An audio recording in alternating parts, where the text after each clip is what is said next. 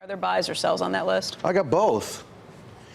Buys, some healthcare names. My favorite defensive group, United Healthcare, Humana, if you want products. Biotech's coming to life, AbbVie, Biogen. Consumer, Expedia, they just had good results. Comcast, you guys know something about that, good results. I would own that stock. Best Buy, they're bucking the trend. You got to own some energy. We like the refiners, Marathon, financials, the credit companies, DFS and COF. We like both of those. You got to own some tech, Intuit, NetApp. If you want to be more value-oriented, Cisco's a good name. But you don't like any of these high flyers, any of the FANG stocks, any of these stocks that are under so much pressure. I just think they're over-owned, over-believed, overhyped.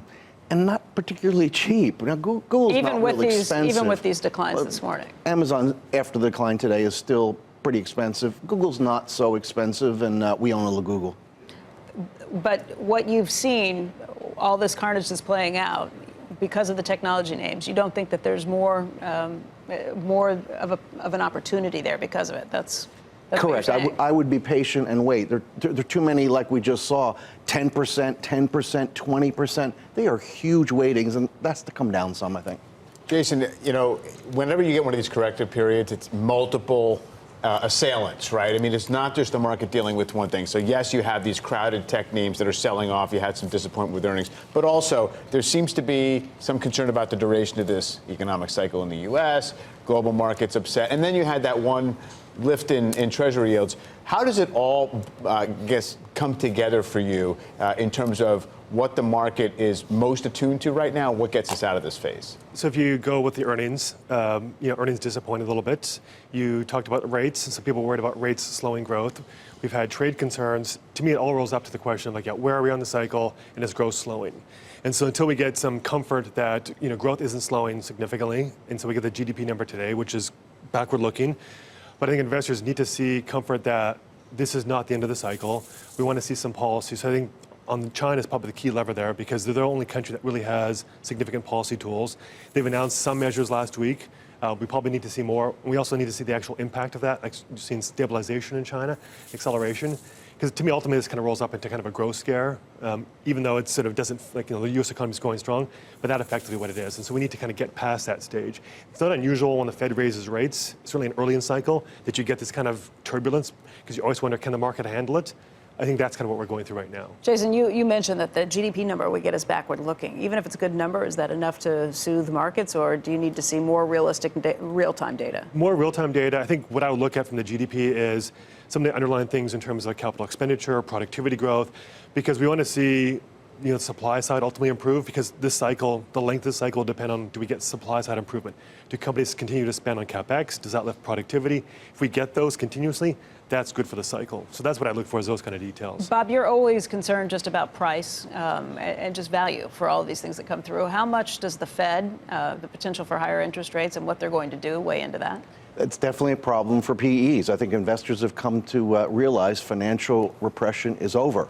The era of zero interest rates to first keep us out of a depression a decade ago and then get the economy going, no longer here. With the aid of fiscal policy, the economy is doing pretty well. And so rates all across the curve are moving up, which means PEs are moving down. And then to pick up on Jason's point, investors are worried that double-digit earnings growth isn't going to last forever. I mean, we all knew that, but they're just waking up to that, and so that's a concern for E. So we have a PE concern and an E concern, and so there's a little air pocket. Which gets you back to the Fed and what they're going to do next. We have Loretta Mester, the Cleveland Fed president, who's going to be joining us later this morning. She's a voting member on the FOMC. What will you be listening for? Talks about what where the economy is in her mind, inflation, where is it? I mean, wage rates, we all know, have been moving up, but at a snail's pace, thank goodness.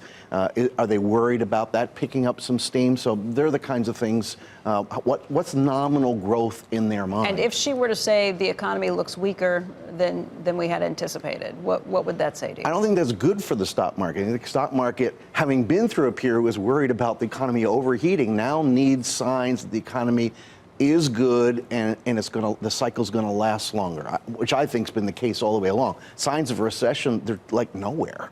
There's just two things I would add to that. Right. Are the Fed members listening to the market, and will they kind of give guidance that, like, if things sell off too much, will they step in?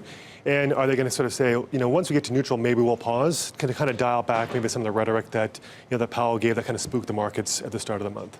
So that idea of neutral being what, 3%? Around 3%. So the market's priced basically for 3 hikes. If they say we're going to get to neutral and then assess, that's kind of signaling that maybe we'll go a little slower than people fear. That's kind of what the markets were concerned with earlier this month. And slower than what Powell suggested in the press conference, where he said, we really don't know where neutral is. We probably have to go past it. We got a ways to go.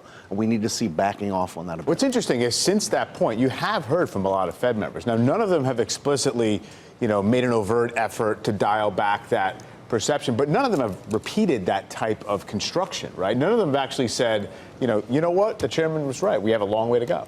So it's not as if, the market is fixated on it seemingly, but it's not as if the kind of official projections are that draconian necessarily. No, but I think as we move past the next meeting into November, if the Fed officials feel like things are kind of getting a little bit away from them, there'll be some sort of coordinated effort to try and communicate and maybe talk the markets down, not so much for December, but get into next year.